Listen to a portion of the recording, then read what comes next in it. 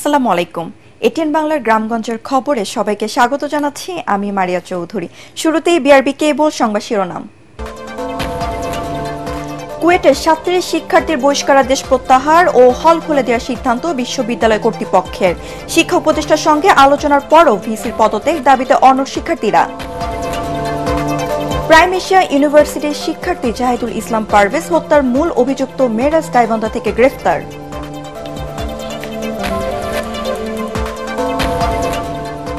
রাষ্ট্র সংস্কারে ৩১ দফা শুধু বিএনপির নয়, স্বৈরাচার বিরোধী আন্দোলনে অংশ নেওয়া সব রাজনৈতিক দলের অঙ্গীকার, বললেন তারেক রহমান। বিচ্ছিন্ন দুই-একটি অপহরণের ঘটনা ছাড়া পার্বত্য এলাকা আগের তুলনায় অনেক শান্ত, মন্তব্য স্বরাষ্ট্র উপদেষ্টার। শুনছিলেন বিআরবি কেবল সংবাদ শিরোনাম। এবার জানিয়ে দেব বিস্তারিত সংবাদ। কুয়েটের ৩৭ শিক্ষার্থীর সাময়িক বহিষ্কারাদেশ প্রত্যাহার করা হয়েছে। একই সাথে হল খুলে দেওয়ার সিদ্ধান্ত নিয়েছে বিশ্ববিদ্যালয় কর্তৃপক্ষ। তবে সমস্যা সমাধানে শিক্ষা উপদেষ্টার আশ্বাসের পরও আমরণ অনশন কর্মসূচি পালন করছে শিক্ষার্থীরা। উপাচার্যের অপসারণ না হওয়া পর্যন্ত আন্দোলন চালিয়ে যাওয়ার ঘোষণা তাদের। খুলনা থেকে এস.এম. হাবিবের রিপোর্ট, জানাচ্ছেন মনির হোসেন তপু। খুলনা প্রকৌশল ও প্রযুক্তি বিশ্ববিদ্যালয়ের ভিসি ডক্টর মোহাম্মদ মাসুদের অপসারণের এক দফা দাবিতে সোমবার থেকে আমরণ অনশন কর্মসূচি পালন করে শিক্ষার্থীরা। আন্দোলনের তৃতীয় দিন শিক্ষার্থীদের দাবি শুনতে ক্যাম্পাসে যান শিক্ষা উপদেষ্টা ডক্টর সি.আর. আবরার। তার আশ্বাসের পরও অনশন না ভেঙে তা চালিয়ে যান শিক্ষার্থীরা।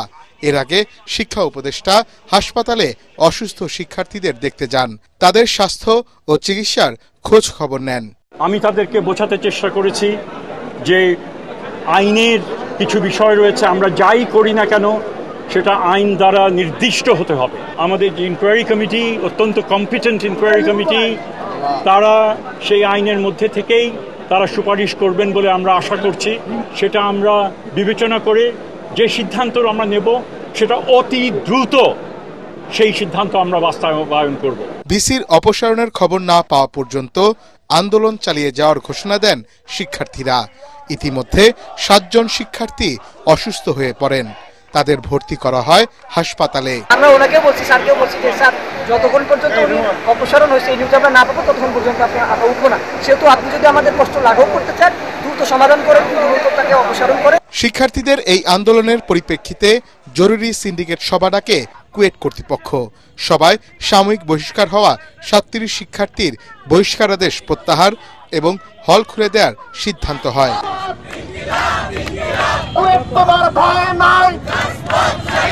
এদিকে শিক্ষকদের লাঞ্ছিত করার ঘটনা তদন্ত করে দোষীদের শাস্তি না দেওয়া পর্যন্ত একাডেমিক কার্যক্রম থেকে বিরত থাকার ঘোষণা দিয়েছে শিক্ষক সমিতি।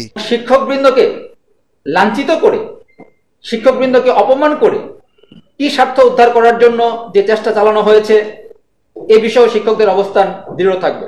এই ক্যাম্পাসের এই সুনাম নষ্ট করে, এই ক্যাম্পাসটাকে বাজি ধরে, এটাকে ব্যাটেল গ্রাউন্ড বানিয়ে কার এজেন্ডা বাস্তবায়ন হচ্ছে এটা নিয়ে আমরা শঙ্কিত। এই জিনিসটার আমরা তীব্র ঘৃণা ভরে নিন্দা জানাচ্ছি। সুষ্ঠু বিচার না হওয়া পর্যন্ত, ডেফিনেটলি তদন্ত সাপেক্ষে প্রকৃত দোষী যারা, সুষ্ঠু বিচার না হওয়া পর্যন্ত শিক্ষকবৃন্দ ক্লাসে অংশগ্রহণ করবে না। খুলনা বিশ্ববিদ্যালয় সহ বিভিন্ন শিক্ষা প্রতিষ্ঠানের শিক্ষার্থীরাও কুয়েটের এক দফা দাবির পক্ষে মিছিল ও মানববন্ধন কর্মসূচি পালন করে। Bureau report, ATN Bangla. এদিকে খুলনা প্রকৌশল ও প্রযুক্তি বিশ্ববিদ্যালয়ের উপাচার্যের পদত্যাগের দাবিতে আমরণ অনশন শুরু করেছেন রাজশাহী বিশ্ববিদ্যালয়ের ৬ শিক্ষার্থী।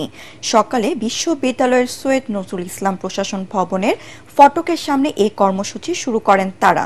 অনশনকারী ৬ শিক্ষার্থী হলেন বৈষম্য বিরোধী ছাত্র আন্দোলন, রাবির সাবেক সমন্বয়ক ও ইসলামিক স্টাডিজ বিভাগের শিক্ষার্থী সালাউদ্দিন আম্বার, সাবেক সমন্বয়ক ও ইনস্টিটিউট অব বিজনেস অ্যাডমিনিস্ট্রেশনের শিক্ষার্থী আতাউল্লাহ, সমাজকর্ম বিভাগের আরিফ আলভি, গণিত বিভাগের মৌসি, ইসলামিক স্টাডিজ বিভাগের আরিফুল ইসলাম ও ইসমাইল হোসেন।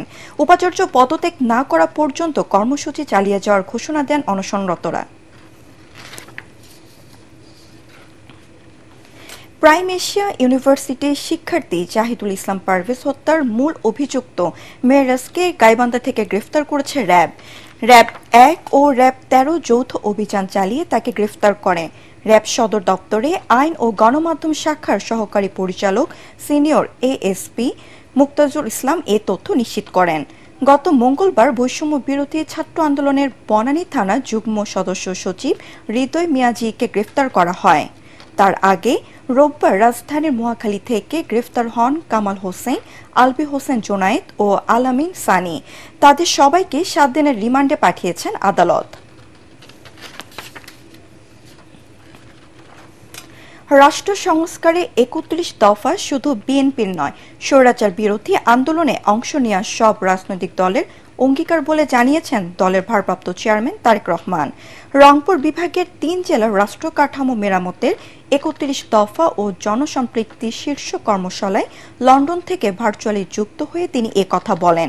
রংপুর, নীলফামারী ও সৈয়দপুর জেলায় দিনব্যাপী কর্মশালায় 31 দফা সংস্কারের বিষয়ে তৃণমূলের নেতাদের বিভিন্ন প্রশ্নের জবাবে তারেক রহমান। এর আগে প্রশিক্ষণ কর্মশালায় বিএনপির নেতারা বলেন, সংস্কার ও নির্বাচন বিপরীতমুখী বিষয় নয়, নির্বাচনকে বাধাগ্রস্ত করতেই দুটি বিষয়কে মুখোমুখি করা হচ্ছে। ভোটের অধিকার ও গণতন্ত্রের জন্য মানুষ জীবন দিয়ে দিচ্ছে, তাই নির্বাচন বিরোধী কোনো ষড়যন্ত্র সফল হতে দেওয়া হবে না।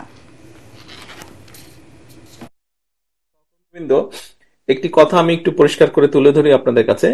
আপনারা অনেকেই আপনাদের প্রশ্ন বা বক্তব্যে বলেন যে আমার 31 দফা। 31 দফাটা কিন্তু আমার না।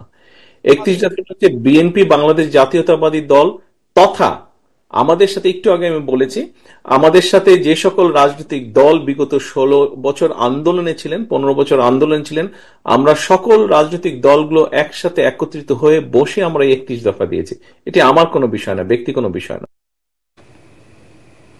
বিচ্ছিন্ন 2-1টি অপহরণের ঘটনা ছাড়া পার্বত্য এলাকা আগের তুলনায় অনেক শান্ত রয়েছে বলে মন্তব্য করেছেন স্বরাষ্ট্র উপদেষ্টা জাহাঙ্গীর আলম চৌধুরী। দুপুরে চট্টগ্রাম সার্কিট হাউসে আইন শৃঙ্খলা পরিস্থিতি নিয়ে বিভাগীয় কর্মকর্তাদের সাথে মতবিনিময় সভায় তিনি এই মন্তব্য করেন। তবে আরাকান আর্মির কারণে মিয়ানমারের সাথে সীমান্ত বাণিজ্য ব্যাহত হচ্ছে বলে জানান তিনি। সবাই সাংবাদিকদের সবসময় সত্য তথ্য উপস্থাপনের আহ্বান জানান স্বরাষ্ট্র উপদেষ্টা। যৌথ বাহিনীর অভিযান কোনো অবস্থায় কমে নেই, বরঞ্চ আপনাদের সাহায্য সহযোগিতার জন্য আইন শৃঙ্খলা পরিস্থিতি উন্নতি হয়েছে। আপনারা নাম দিয়ে দেন, আমি হাবিব ইনস্ট্রাকশন আপনাদের সামনে দিয়ে গেলাম, এদের ক্ষেত্রে যেন আইনানুগ ব্যবস্থা নেই। অন্তর্বর্তীকালীন সরকারের প্রতিটি ক্ষেত্রে জবাবদিহিতা থাকা উচিত বলে মন্তব্য করেছেন বিএনপির সিনিয়র যুগ্ম মহাসচিব অ্যাডভোকেট রুহুল কবির রিজভী। মানিকগঞ্জের গড়পাড়া এলাকায় দুর্বৃত্তদের আগুনে ক্ষতিগ্রস্ত চিত্রশিল্পী মানবেন্দ্র ঘোষের বাড়ি পরিদর্শনকালে তিনি এই মন্তব্য করেন। কেন্দ্রীয় ও জেলা বিএনপি নেতারা এই সময় উপস্থিত ছিলেন। পরে বিএনপির ভারপ্রাপ্ত চেয়ারম্যান তারেক রহমানের পক্ষ থেকে মানবেন্দ্র ঘোষের পরিবারকে 1 লাখ টাকা আর্থিক সহায়তা দেওয়া হয়। এই সরকার অনেক কথা বলছেন, নির্বাচন নিয়ে কি টালবাহানা করছেন, নানা কিছু বিষয় আমরা দেখছি। এই সরকার তো গণতান্ত্রিক সংগ্রামের ফসল, তার তো প্রতিটি ক্ষেত্রে জবাবদিহিতে থাকতে হবে। জনগণের কাছে জবাবদিহিতা করতে হবে যে মানবেন্দ্রনাথ ঘোষের বাড়িতে আগুন লাগলো কি করে, যে ফ্যাসিবাদের বিরুদ্ধে তার চিত্রকর্ম দিয়ে, তার শৈল্পিক চেতনা দিয়ে সে সেটাকে প্রতিবাদ করেছে। চট্টগ্রামে ব্যাটারি চালিত অটোরিকশার চালকদের সাথে পুলিশের সংঘর্ষে অন্তত 8 জন আহত হয়েছেন। দুপুরে নগরীর চান্দগাঁও থানাধীন বাহির সিগন্যাল এলাকায় এই ঘটনা ঘটে। এর আগে শতাধিক অটোরিকশা চালক কাপ্তাই রাস্তার মাথা থেকে বাহির সিগন্যাল এলাকায় জড়ো হয়ে সড়ক অবরোধ করেন। এই সময় তারা অটোরিকশা জব্দ ও বন্ধের প্রতিবাদে নানা স্লোগান দেন। পরে পুলিশ তাদের সরাতে গেলে পুলিশের দিকে ইট পাটকেল ছুঁড়ে মারেন বিক্ষুব্ধ চালকরা। ভাঙচুর করেন কয়েকটি গাড়ি। অবরোধকালে চলাকালে ধাওয়া পাল্টা ধাওয়ার ঘটনাও ঘটে। এতে পুলিশসহ 8 জন আহত হন। খবর পেয়ে সেনাবাহিনীর একটি দল সেখানে উপস্থিত হলে অটোরিকশা চালকরা ঘটনাস্থল ত্যাগ করেন। গত কয়েকদিনে চট্টগ্রাম নগরীতে অভিযান চালিয়ে 1,500 ব্যাটারি চালিত অটোরিকশা আটক করে পুলিশ। এক সপ্তাহ ধরে নিখোঁজ জয়পুরহাটের খেতলাল উপজেলার শারপাড়া গ্রামের সঞ্চয় খন্দকারের ছেলে 3য় শ্রেণীর ছাত্র কাফি খন্দকার। গত 18 এপ্রিল বিকেলে বাড়ির পাশে অন্যান্য শিশুদের সাথে খেলা করছিল কাফি। এরপর সন্ধ্যার আগে অন্য শিশুরা বাড়ি ফিরলেও নিখোঁজ হয় সে। পরিবারের লোকজন অনেক খোঁজাখুঁজি করেও একমাত্র ছেলের সন্ধান না পেয়ে অনিশ্চয়তার মধ্যে দিন কাটাচ্ছেন। দ্রুত কাফিকে উদ্ধারের জন্য আইনশৃঙ্খলা বাহিনীর প্রতি অনুরোধ জানিয়েছেন পরিবার ও এলাকাবাসী। নাটোরের সিংড়ায় ব্যবসায়ীকে ছুরিকাঘাত করে 5,70,000 টাকা লুটে নেওয়ার ঘটনায় আব্দুল করিম আলমগীর ও রুবেল নামে 3 সন্ত্রাসীকে গ্রেফতার করেছে সেনাবাহিনী। তাদের বিরুদ্ধে হত্যা, ডাকাতি, রাহাজানি সহ ডজন খানেক মামলা রয়েছে বলে জানায় পুলিশ। 18 মার্চ সিংড়া উপজেলার কলমবাজারের ব্যবসায়ী নাইস প্রামাণিককে প্রকাশ্যে ছুরিকাঘাত করে 5,70,000 টাকা লুটে নেয় গ্রেফতারকৃতরা।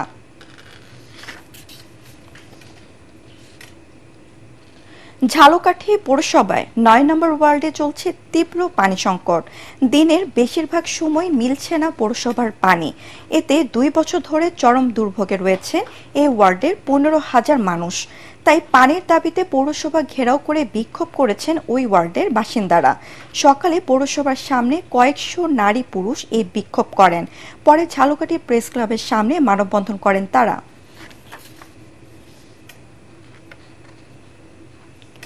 যশোর শার্শায় মাদক প্রতিরোধে শিক্ষা প্রতিষ্ঠানের ভূমিকা শীর্ষক সেমিনারে অনুষ্ঠিত হয়েছে।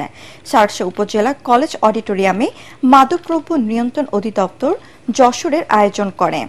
সেমিনারে শার্শা উপজেলা নির্বাহী কর্মকর্তা কাজী নাজিব হাসান, উপজেলা সহকারী কমিশনার ভূমি শওকত মেহেদী সেতু ও মাদকদ্রব্য নিয়ন্ত্রণ অধিদপ্তর যশোরের উপপরিচালক আসলাম হোসেন সহ বিভিন্ন শিক্ষা প্রতিষ্ঠানের শিক্ষার্থীরা উপস্থিত ছিলেন। এই সময় বক্তারা মাদকমুক্ত সমাজ গঠনে সামাজিক আন্দোলন গড়ে তোলার জন্য সবার প্রতি আহ্বান জানান। ঝালকাঠির কাঠালিয়া উপজেলার ষোলজালিয়া ইউনিয়নের দোকনা গ্রামের বিস্তীর্ণ তিল এবং সূর্যমুখী ফুলে নেচে বেড়াচ্ছে মৌমাছি। এইসব ফুল থেকে মধু আহরণ করে কাঠের খাঁচে বিশেষভাবে তৈরি মৌচাকে তা জমায় মৌমাছি। এই মধু সংগ্রহ করে স্থানীয় বাজারে বিক্রির পাশাপাশি সারা দেশে সরবরাহ করেন উদ্যোক্তারা। ওহিদুল ইসলাম রানা এভাবে মধু উৎপাদন করে অন্যদেরও স্বাবলম্বী হওয়ার আশা দেখাচ্ছেন এই যুবক। ঝালকাঠির প্রতিনিধি HM নাসির উদ্দিনের রিপোর্ট, জানাচ্ছেন জাহিদুল আলম। 2018 সাল থেকে তিল, সূর্যমুখী, সরিষা, কালিজিরা সহ বিভিন্ন ক্ষেতের পাশে বিশেষ পদ্ধতিতে মৌমাছির সাহায্যে মধু সংগ্রহ করে আসছেন ঝালকাঠির ওহিদুল ইসলাম রানা। চলতি তিল ও সূর্যমুখীর মৌসুমে কাঠালিয়া উপজেলার দোগনা গ্রামে মধু সংগ্রহের 5 শতাধিক বাক্স বসিয়েছেন তিনি। আকার ভেদে যার প্রতিটি বাক্সে রয়েছে 8 থেকে 10,000 মৌমাছি। প্রতি সপ্তাহে 40 থেকে 50 মণ করে মধু সংগ্রহ করছেন ওহিদুল। এই মধু স্থানীয়ভাবে 700 টাকা কেজিতে আর পাইকারিতে 22,000 টাকা মণ দরে বিক্রি হচ্ছে। 5টা খামারে 10 থেকে 12 জন লোক কাজ করে, আর আমি বছরে প্রায় 7টা ফুলের মধু সংগ্রহ করে থাকি। বেকারত্ব ঘুচিয়ে ওহিদুলের এই কৃষি উদ্যোক্তা হয়ে ওঠা অনেকের কাছে অনুপ্রেরণার। তার কাছে পরামর্শ নিচ্ছেন মধু উৎপাদনে আগ্রহীরা। ফুল থেকে মধু সংগ্রহ করে বক্সে রাখা, তারপর বক্সের থেকে মেশিন দিয়ে সংগ্রহ করে বাজারজাত করতে হয়। সেটা ঝাইরে ফ্রেমগুলো আমাকে দিচ্ছে, আমি ফ্রেম থেকে মধুটা সংগ্রহ করে এটা আবার মেশিন থেকে ড্রামে করে বোতলজাত করে আমরা বাজারে বিক্রি করি। আমরা ওনার মধু চাষের মাধ্যমে অর্গানিক মধু পাচ্ছি। বাণিজ্যিকভাবে যারা মধু উৎপাদন নিয়ে পরিকল্পনা করছেন তাদের প্রশিক্ষণ সহ সব ধরনের সহায়তা দেওয়া হবে বলে জানায় বিসিক। ঝালকাঠির কোনো উদ্যোক্তা এই পেশা গ্রহণ করতে চায়, বিসিক তাদেরকে কারিগরি প্রশিক্ষণ এবং আর্থিক সহায়তা করতে বদ্ধপরিকর। ওহিদুল ইসলামের মতো উদ্যোক্তা করে উঠলে দেশের চাহিদা মিটিয়ে ব্যাপক চাহিদা সম্পন্ন এই মধু বিদেশে রপ্তানি করে বৈদেশিক মুদ্রা আয় করা সম্ভব বলে মনে করছেন এলাকাবাসী। Bureau report, ATN Bangla. হবিগঞ্জের একমাত্র শিশু পার্ক ফ্রিডম ওয়ার্ল্ড পার্ক এর দ্বিতীয় বর্ষপূর্তি উপলক্ষে আলোচনা সভা ও সাংস্কৃতিক অনুষ্ঠান অনুষ্ঠিত হয়েছে। গত রাতে হবিগঞ্জ সদর উপজেলার রাঙ্গেরগাঁওয়ে এই অনুষ্ঠানের আয়োজন করা হয়। সিলেট মেট্রোপলিটন ইউনিভার্সিটির vice chancellor doctor Mohammad Zahidul Haque ও ফ্রিডম ওয়ার্ল্ড পার্ক এর ব্যবস্থাপনা পরিচালক কাইসার আহমেদ চৌধুরী, জনি সহ অন্যান্যরা অনুষ্ঠানে উপস্থিত ছিলেন।